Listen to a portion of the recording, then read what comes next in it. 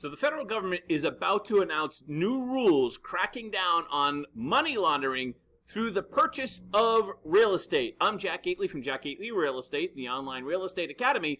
Let's take a look. So these new rules would be an expansion of what up until now has been kind of a geographic targeted approach by the US Treasury to crack down on money laundering. Let me give you an example, for instance. Let's just say you're a criminal in Malaysia and you steal money, $1 billion allegedly from the sovereign wealth fund of Malaysia. Now you have like $1 billion and you need to put it someplace. Where could I put $1 billion? Well, you could put some of it in, a New York City condo. So you buy a condo in New York for $15 million.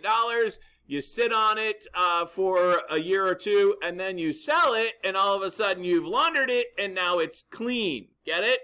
And yeah, so that's criminal, obviously, and you can't do that. But up until now, the enforcement has been weak. And again, as I said, in only certain targeted areas. So if you wanted to get away with this, instead of buying it in Manhattan, you could buy it in other places where the enforcement was optional. But now, according to Reuters, the new pending rule would affect transactions nationwide. So let's scroll down here. US Treasury Department will soon propose a rule that would effectively end anonymous luxury home purchases, closing a loophole that the agency says allows corrupt oligarchs, terrorists, and other criminals to hide ill-gotten gains. The long-awaited rule is expected to require real estate professionals, such as title insurers, to report the identities of beneficial owners of companies buying real estate in cash to the U.S. Treasury Financial Crimes Enforcement Network, FinCEN. Now, as I understand the rule that I think they started to put into effect in 2016, 2017, after the New York Times did this giant expose on this topic back then, is that the way they're going to collect this information is from the title insurance companies. So here in Massachusetts, and you could put in the comments whether this is true in other parts of the country, but here in Massachusetts, title insurance is completely optional. We use quitclaim deeds, but title insurance is completely optional if you're paying with cash. If you're using a mortgage, which if you're a terrorist or a criminal, you're not going to be using, or an oligarch, you're not going to be using a mortgage. The whole point is to wash your cash. If you're laundering the money, you're not going to use them. But if you use a mortgage, the mortgage company would require you to get title insurance. But otherwise, paying with cash, it's absolutely positively optional. So I'm just saying, like, if you were going to buy a building or a condo in One Dalton, which is a recently completed luxury building. I think all the units are sold, but you get the idea.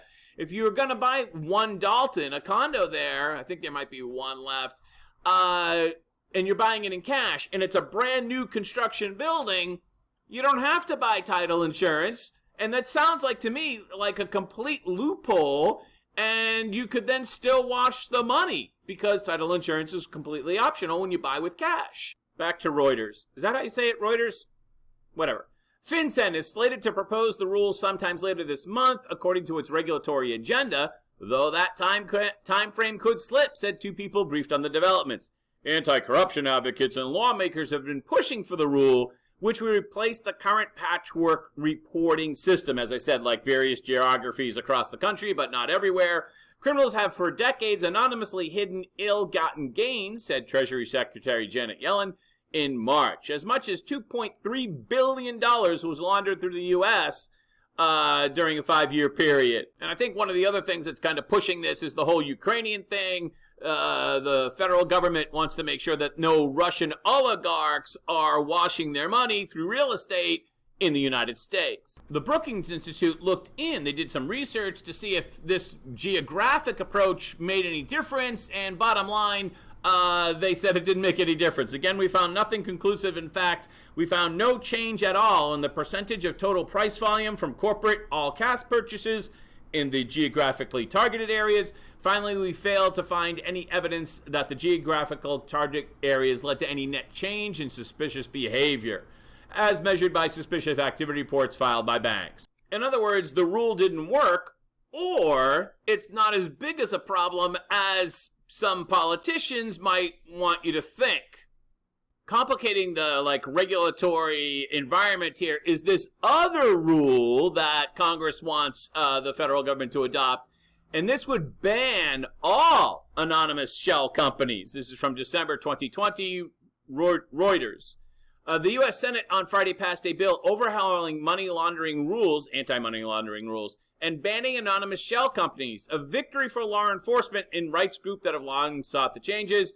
The bill requires most companies to report their true beneficial owners to the government, allows greater information sharing between law enforcement and regulators, and authorizes the use of new suspicious activity monitoring tools. And there seems to be some type of bureaucratic standoff between which rules should be adopted first. No, you do your rule first. No, you do. Because there's definitely some people who don't want either of these rules done, so they're like, why don't you go first? The American Land Title Association, ALTA, you've probably heard of them, which represents title insurers, says it welcomes the new rule, but said FinCEN should delay it until the shell company rule is completed, making my point here. And don't worry, none of this additional government power will be used to monitor your basic real estate transaction.